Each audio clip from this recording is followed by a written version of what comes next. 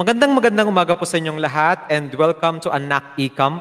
I would like to thank the provincial government of Ilocos Sur and the PPSK Ilocos Sur for inviting me to be one of the breakout session facilitators in this year's event. Maraming salamat po for joining the digital arts session, and I hope and pray that you will also become inspired to try digital artistry after our session together. Now, before we begin, I would like to introduce first myself to you. I am Jeff Leita Reboron, and to be honest, I am not a professional artist. I am just a self-taught, passionate leisure painter, and I do not have any form of formal education in the field of arts. I am not a master in any artistic field, and I just bought my digital drawing device in the year 2020. So it's safe to say that I'm still learning the ropes of digital artistry. So marahil, sa disclaimer kong to, nagtataka kayo kung bakit ako ang pinili ng PPSK and ng PGIS to tell you regarding digital artistry. Well, to tell you honestly, I somehow know that my experience, even though little as it may seem, has already created a little ripple in our community. Why? Because even though I am a novice when it comes to digital artistry, I have already used the little knowledge that I have to improve and help our community. And how did I do that? Number one is I helped organize the Arts versus COVID movement along with my brother, Franz Benedict, my friends Geraldine Rafanan and Justin Galulo. We sold digital paintings online and used all the profits of the said movement to do a donation drive for all the COVID frontline workers in our province. Aside from that, I also helped organize the Give a Heart campaign in partnership with Honorable Jaja Tabios and the Red Cross Ilocos Sur. And we again sold digital paintings online with the help of a few friends from the Marisan Art Guild. And we used this to do relief operations for the people who were ravaged by the storm in Isabela and Cagayan. Aside from that, we also established our own artist network, which is called Marisan, or the Movers of Arts and Resilience of Ilocos Sur Artist Network. And one of our notable achievements as a group is that we helped the PPSK, the Provincial Health Office, and the Provincial Government of Ilocos Sur to do this award-winning book, which is entitled, "This Book is So Boring, I Can't Even..." What am I trying to get at? What I'm trying to say is that even though you are novice in your field, if you like what you do and you want to use it to improve the lives of other people, you can definitely become successful. So again, welcome to our session regarding digital artistry. And before we proceed any further, let's define what digital art is. Digital art is actually known as computer art, multimedia art, and cyber art. And it started in the years 1960s to the 1990s. And with the birth of your computer and internet came with the birth of digital art. These digital arts are described as technological arts, and they have fluid boundaries, and they offer many possible interpretations for the terminology. Because digital art can also mean photo manipulation, digital photography, editing, video editing, animation, things like that. So digital art is an encompassing term. But all in all, it means that we use digital devices to create art pieces that are pleasing to look at. Okay. Digital arts are work of arts that rely on digital tools, like I said a while ago, to create a new art piece or to magnify an already existing medium, such as photo manipulation. And digital art in general refers to all computable art that is digitally created, it is digitally stored, and it is also digitally distributed. Now, a common question that comes to digital artists like me is the question, is it truly art? Totoong art ba ang digital artistry? And the answer, my simple answer to that is yes. Art is an expression or application of human creative skill and imagination, regardless of the media or the form that you use. So in simpler terms, if you are using digital devices to express yourself, to create, that is already art. So logically speaking, that is digital art is also a form of art. Now, we have another variant of digital art which is called digital painting. And it appeared in the late 1990s. In digital painting, we embrace the traditional painting techniques that we use when doing watercolor paintings or oil paintings or acrylic or impasto. So the same skill that we apply in these different media are also used in digital painting.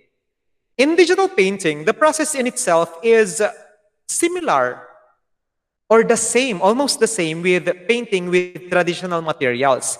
And the results somehow are painterly also when it is looked at. So parang traditional art din yung itsura even though we do it digitally. Digital painting requires a lot of skill, artistic abilities, and also a lot of decision making and trial and error for you to complete it. So it's not really true when they say digital art is kids play or child's play kasi it also requires a certain amount of effort or skill to be able to complete it. Now, let's have a look at the difference between digital art and traditional art. Paano ba sila magkapareho or paano ba sila magkaiba? In traditional art, always remember that as a traditional art piece gets older, it becomes more expensive. So lahat po, almost all the traditional art are very expensive when you sell it compared to digital art pieces.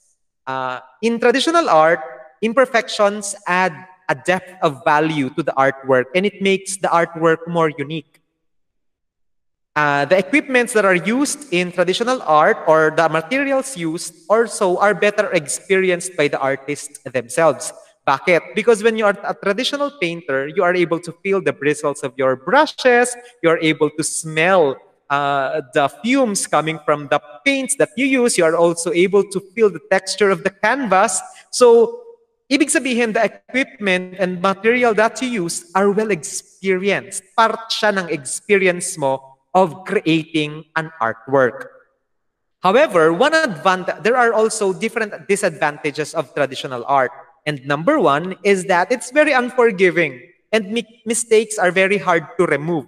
So when you have a mistake, when you create a mistake in traditional art, it's either you start from scratch or you just layer over the mistake that you did. In simpler terms, pasukutam. Okay? Sukatam tumanen. Now, in traditional art, it's also very difficult to process. The reproduction method is also very difficult to process. What does this mean? Ibig sabihin, when a customer comes to you wanting the same type of art that you used or that you made, hindi mo pwedeng or hindi mo siya kayang gawin ng eksaktong-eksakto. Okay? Because most traditional arts are very unique and every art is different in traditional art. So, mahirap pong mag-reproduce ng maraming traditional artwork na magkakapareha.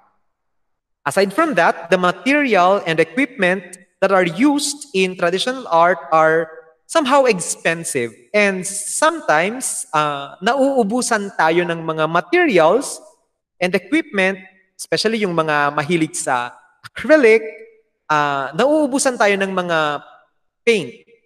So that will also impede our creative process. Okay, so those are the advantages and disadvantages of traditional art. However, in digital artistry, maganda din tong subukan ninyo because number one, it is efficient. It is also inexpensive and handy. Ibig sabihin po nito is that you can carry around your phone or your tablet and anytime that an inspiration strikes, you can just start doodling or painting. Hindi mo yun pwedeng gawin sa traditional art because it will require you to have your own space, your art materials with you to create something. In digital artistry, it's efficient.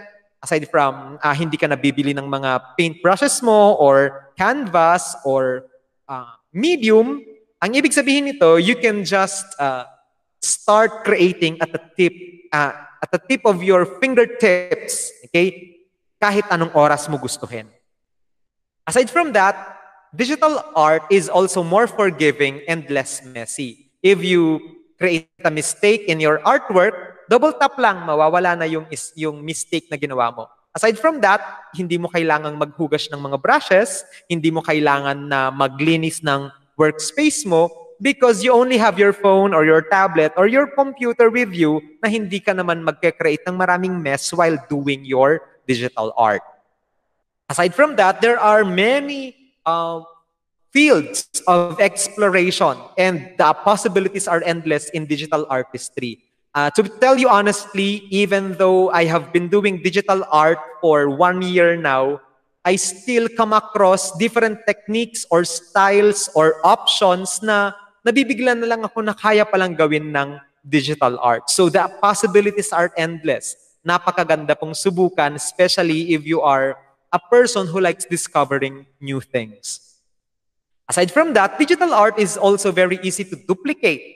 Kung gustong i-copy ng isang friend mo yung ginawa mong artwork para gamitin nilang wallpaper, you can easily share it. You can easily upload it online to be enjoyed by other people.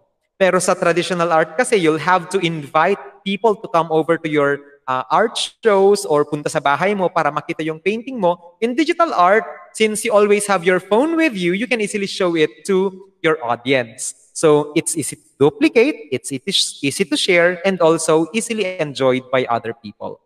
However, there are also disadvantages of digital art. And number one is that you will have no original physical copy of your artwork. Ibig sabihin nito, hindi mo mararamdaman or mahahawakan yung artwork mo unless you have it printed. Aside from that, one of the dangers of digital art is that it is easily stolen by other people, especially if you upload it online. When you upload it, other people can just download it and claim it as theirs. Aside from that, too much exposure on blue light, kasi nagsusulat tayo sa screen or blue light and radiation may cause strain in our eyes when we do digital art. So it's best to also have eye protection with you when you plan to engage in digital artistry.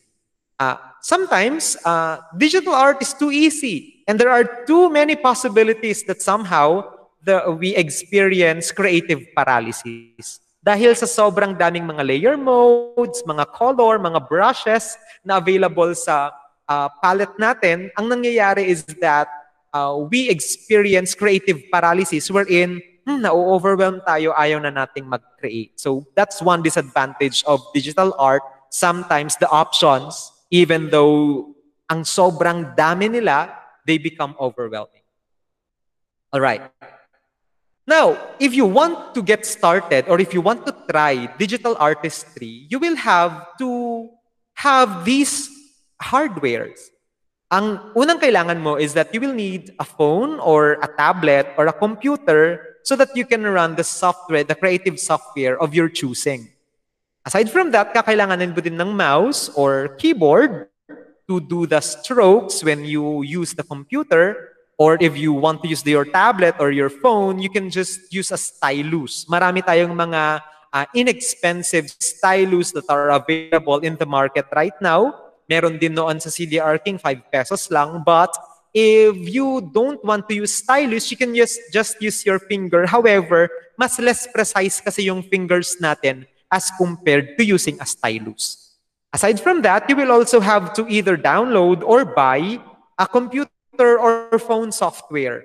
Yung mga usually ginagamit natin for computer devices is that Adobe Photoshop, which is $10 monthly subscription. Medyo mahal. But if you're on a budget, you can just use Krita, which is downloadable for free.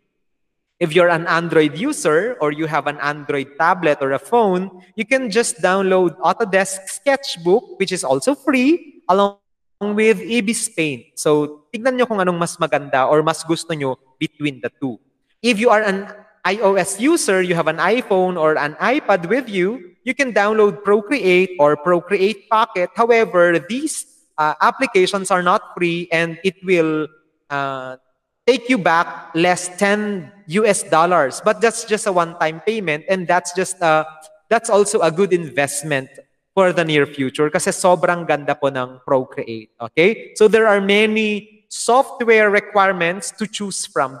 Many software applications, I should say, to choose from. Now, in our session on Sunday, I will be teaching you how to use Procreate if you are a user of an iOS device. The paintings that you see here have been made by me along with the other paintings that were flashed a while ago. Ginawa ko yun using the Procreate as the creative application. However, if you are an Android user, I will also be teaching you how to do it and come up with paintings such as this. Okay, ginawa ko po ito using the Autodesk Sketchbook. Again, this is for free for Android devices. Now, kung gusto nyong sumali sa ating workshop or breakout session on Sunday, you are very much welcome to join our session. Please download the different applications I told you. Sa bagay free naman siya, and just come with a stylus, or kung hindi walang available stylus, you can just come with your finger along with your full charge device so that we can create art pieces such as this. Now, before I say goodbye to all of you, I would just like to share with you a maxim that I have lived by when it comes to digital artistry. Always remember that a true master is an eternal student, and a great deal of skill and expertise is learned and developed through practice. So always remember that you have to be patient with yourself when it comes to your progress, kasi you do not become a master of your craft overnight. Okay? I will just like to share with you the different art pieces that I made in the early 2020s. So ito po yung mga ginawa ko noon, and most of them do not really look aesthetically pleasing, pero that time, sobrang galing na ako sa sarili ko. But then again, because of practice and because of hard work and also because of patience with myself, I was able to do things like this. Okay, and I hope that you will also be able to do art pieces such as this to inspire other people. Okay, so again, see you on Sunday, and I look forward to working with you during our breakout session. Maraming salamat for listening, and enjoy the art pieces that I have made over the years. Thank you so much. Stay safe and have a blessed day ahead.